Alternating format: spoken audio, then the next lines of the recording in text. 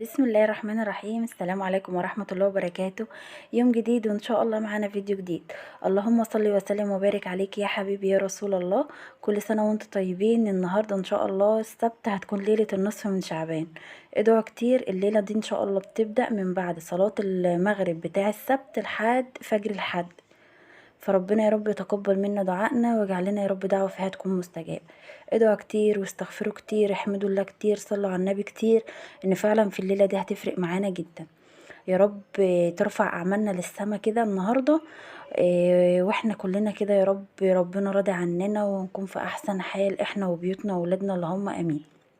اتمنى كل اللي يدخل على الفيديو يدعي لي دعوه حلوه من قلبه، ويدعي لي ان ربنا يثبتني على صيام الاثنين والخميس. انا الحمد لله الحمد لله بقالي فتره كبيره جدا بصوم اثنين وخميس والثلاث ايام اللي في النص من قبل رجب ومن قبل شعبان كمان.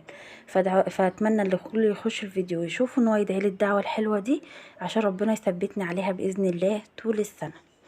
يلا بقى نخش على الفيديو. هنعمل النهارده باذن الله الرز المعمر، وهنعمل كمان مع بعض البانيه المشوي.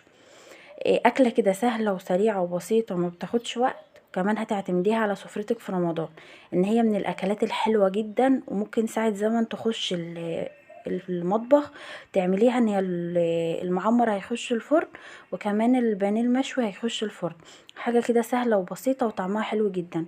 ده كيلو الا ربع من الرز، حطيت عليه كده معلقة سمنة وزي ما انتوا شايفين في الفيديو، وفركتها كده بايدي. وبعد كده جبت معلقة من السمنة البلدي، حطيت نص معلقة ملح وذرة كده من السكر عشان يعادل معايا الطعم. وبعد كده الرز المعمر معايا كده تمام. هبدأ ان انا ادخله الفرن. الكيلو الا ربع من الرز خد معايا كيلو كامل من اللبن. البانيه المشوي بقى انا تبلته طبعا قبل الفيديو. تبلته ازاي؟ حطيت في الكبه بصلايه وطماطمايه، حطيت فص ثوم، حطيت قرن فلفل. وبعد كده تبلته بقى، حطيت ملح وفلفل، وحطيت بابريكا، وحطيت كركم، وحطيت كمان شويه من السبع البهارات. وبعد كده ظبطت الملح بتاعي. عصرت كده ليمونه، وحطيت كمان معلقتين كده من الخل. يعني انا تبلته تتبيله اللي هي الفراخ المشويه عشان هشويه في الفرن. هنبعد بقى عن المقليات والحاجات دي. جبت كده صينيه وحطيت فيها معلقه سمنه في الارضيه، اي بقى ماده دهنيه، زيت، سمنه، اللي يريحك. وبعد كده هبدا ان انا ارص البانيه بتاعي زي ما انتوا شايفين. هو خد وقته في التتبيله. فقلنا بقى بالنسبة ان الزيت غالي والحاجات دي، فنجرب البانيه المشوي. بس فعلا طلع طعمه جميل يا بنات، طلع طعمه حلو قوي بالتتبيلة دي. وهنبدأ بقى ان احنا ننزل بكل التتبيلة بتاعتنا على البانيه. انا هتدخله الفرن عادي مع الرز المعمر. عايزه تديله شويه كده في التسويه على البوتاجاز من فوق، مش هيقولك لا يعني. وبعد كده تديله ايه، التحمير او الوش المشوي ده في قلب الفرن من جوه. نزلت طبعا بكل التتبيله اهي زي ما انتوا شايفين على البانيه.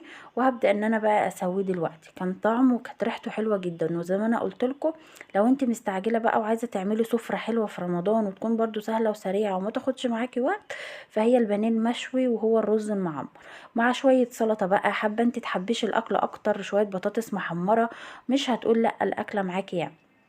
بس فعلا جميله جدا ومخدتش معايا وقت، عشان انا في اليوم ده كنت مضغوطه جدا وكنت عايزه اخلص الاكل بسرعه. فعملت الاكله دي جميله جدا. وطبعا كلنا عارفين الرز المعمر الفلاحي بيكون طعمه عامل ازاي. انا في الوقت ده حطيتها شويه كده، غليت لها غلوتين كده على النار من فوق. وبعد كده دخلتها ايه مع الرز المعمر. حاجه كده جميله. الرز طعمه حلو بقى مع السمنه واللبن ومظبوط. وكمان عملنا طبق سلطه، وكمان شوينا البانيه. شايفين شكله طالع من فوق لتحت كده. حاجة طعمها جميل والله، جربوها يا بنات. طعمها حلو قوي.